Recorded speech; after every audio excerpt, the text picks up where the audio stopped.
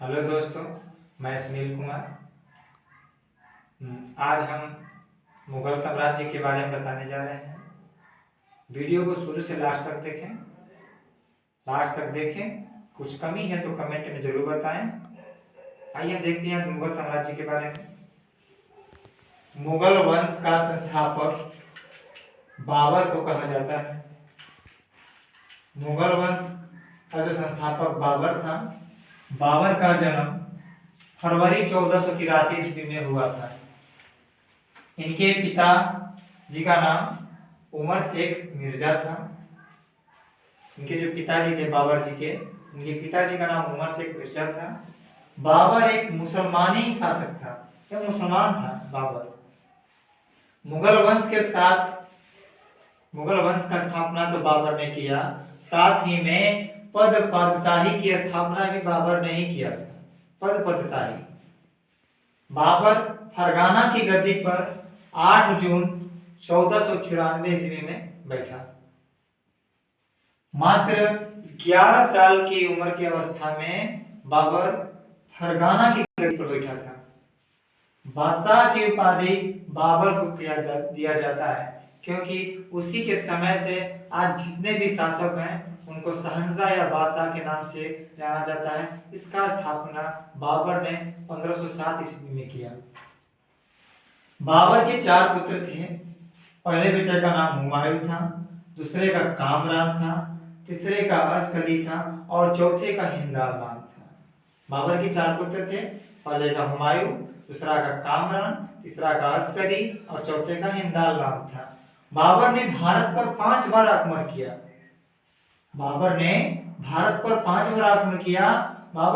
में प्रथम आक्रमण 1519 ईस्वी में किया था, जो यूसुफ जाई जाति के विरुद्ध था।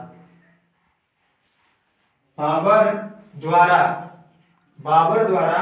4 लड़ाई बहुत प्रमुख माना जाता है, जिसमें से उनका पहला लड़ाई था पानीपत का प्रथम युद्ध, जो 21 अप्रैल 1526 ईस्वी को इब्राहिम लोदी और बाबर के बीच हुआ था, जिसमें बाबर विजयी हुआ था।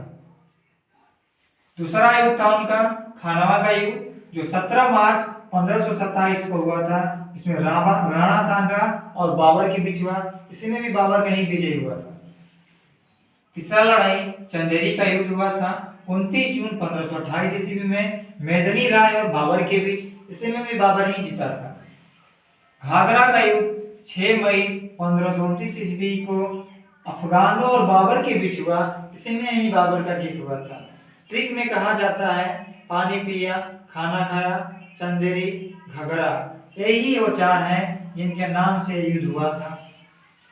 बाबर को अपनी उदारता के लिए कलंदर की उपाधि दी गई थी, क्योंकि बाबर एक बहुत बलशाली शासक था। राणा सांगा की मौत, जो राणा सांगा और बाबर के बीच युद्ध हुआ था, उसमें राणा सांगा की मौत जहर देने की वजह से हुआ था। इसका मौत जहर देने के कारण हो गया। करीब 48 वर्ष की अवस्था में बाबर की मौत 48 वर्ष की अवस्था में 26 दिसंबर 1530 को आगरा में ही बाबर की क्या हो गई, मौत हो गई। बाबर ने अपने जीते ही बाबरनामा पाठ की रचना की थी, आत्मकथा लिखा था, स्वयं बाबर ने ही लिखा था, जो तुर्की में लिखा गया था, और इसे अब्दुल रहीम खान खाना ने फारसी में अनुवाद किया। ये जो बाबरनामा पाठ के लेखक जो स्वयं खुद बाबर था, इसमें अब्दुल रहीम खान खाना ने इसे फारसी में अनुवाद किया है। हुमायूं, जब बाबर की मौत हो गई तो हुमायूं अपने पिता की गद्दी पर, आगरा में गद्दी पर बैठा 29 दिसंबर 1530 ईस्वी को। जब उसके पिता की मौत 26 दिसंबर 1530 ईस्वी को हुआ, महज 3 दिन के बाद 29 दिसंबर 1530 ईस्वी को हुमायूं आगरा की गद्दी पर बैठा और अपने 23 वर्ष की अवस्था में इस गद्दी पर बैठा था। हुमायूं का जन्म 1507 ईस्वी में हुआ था, तो 23 वर्ष की अवस्था में 1530 ईस्वी में उन्होंने आगरा की गद्दी पर बैठा। दीन पनाह नगर का स्थापना हुमायूं ने किया था, जो 1533 में हुआ था। चौसा का युद्ध 15 जून 1539 में हुआ था। इसमें हुमायूं और शेर खां के बीच हुआ था। इसमें शेर खां का विजय हुआ था। शेर खां का उसी युद्ध के नाम से, शेर शाह सूरी के नाम से इसको जाना जाता है। कन्नौज का युद्ध 17 मई 1540 ईस्वी को हुआ था, जिसमें हुमायूं और शेर खां के बीच हुआ था। इसमें भी शेर खां के ही विजयी हुआ था। हार से पराजित होकर हुमायूं 15 वर्षों तक दिन पर दिन जंगलों में भटकता रहा। कुछ सालों के बाद हुमायूं ने 29 अगस्त 1541 ईस्वी को हमीदा बानो बेगम से उनकी निकाह करा दी गई। निकाह का मतलब होता है शादी विवाह करना। 15 अक्टूबर, मात्र साल भर के बाद ही 15 अक्टूबर 1542 ईस्वी में हमीदा बानो बेगम के एक पुत्र का जन्म हुआ, जिसका नाम अकबर रखा गया था। हुमायूं द्वारा 4 लड़े गए युद्ध जो हमारे लिए बहुत मायने रखते हैं। पहला था देवला का युद्ध 1531 में लड़ा गया था। दूसरा था चौसा का युद्ध 1539 में लड़ा गया था। तीसरा था बिलग्राम का युद्ध 1540 में लड़ा गया था। और चौथा लड़ाई था सरहिंद का युद्ध जो 1555 में लड़ा गया था। 1 जनवरी 1556 ईस्वी को हुमायूं की मौत हो गई। सीढ़ियों से गिरते हुए एक सीढ़ी से गिर गए, जिनसे इनकी मौत हो गई। हुमायूंनामा की रचना गुलबदन बेगम ने ही किया है। अकबर का जन्म, हुमायूं के बेटे का नाम अकबर था। अकबर का जन्म 15 अक्टूबर 1542 ईस्वी को अमरकोट में हुआ था। अकबर ने 14 वर्ष की अवस्था में इस गद्दी को संभाला। अपने पिता की मृत्यु हो जाने के कारण वह 14 वर्ष की अवस्था में इस गद्दी को संभाला।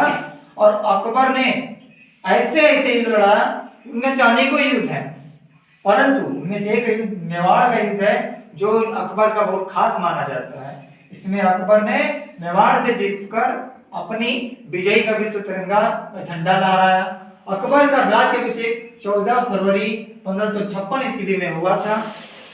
अकबर ने 14 वर्ष की अवस्था में गद्दी पर बैठा जब उसके पिता की देहांत हो गई। अकबर ने 14 वर्ष की अवस्था में गद्दी को प्राप्त किया जब उसके पिताजी हुमायूं हुमायूं की मौत 1 जनवरी 1556 ईस्वी में जब हो गया, तो अकबर उस गद्दी पर 14 वर्ष की अवस्था में उस गद्दी को संभाला। 14 फरवरी 1556 ईस्वी को अकबर गद्दी पर बैठा। पानीपत का दूसरा युद्ध अकबर और हेमू के बीच हुआ था, जिसमें अकबर जीता था। अकबर का सेनापति मान सिंह को नाम दिया जाता है।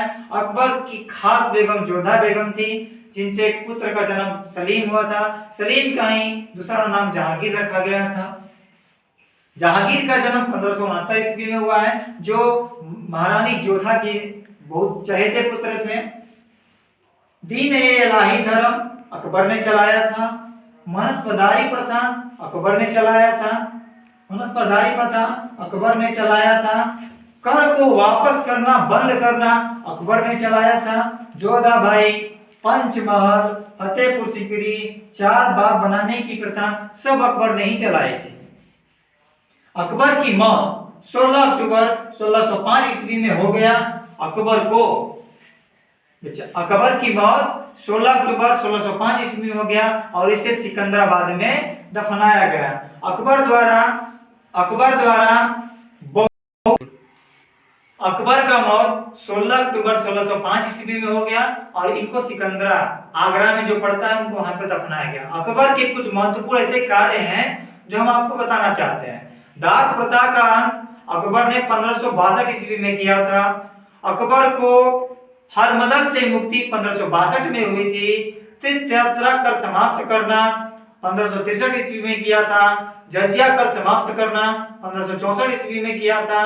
फतेहपुर सीकरी की स्थापना एवं राजधानी को आगरा बदलना 1571 में किया था, क्योंकि फतेहपुर सीकरी को उन्होंने नए स्थानांतरण उनका नया नाम दिया था 1571 ईस्वी में। इबादत खाने की स्थापना 1575 ईस्वी में किया था। मजहर की घोषणा 1579 में किया। दीन-ए-इलाही का स्थापना 1582 ईस्वी में किया। इलाही सनवत का शुरुआत 1583 ईस्वी में किया। राजधानी लाहौर स्थानांतरित का स्थापना 1585 ईस्वी में किया।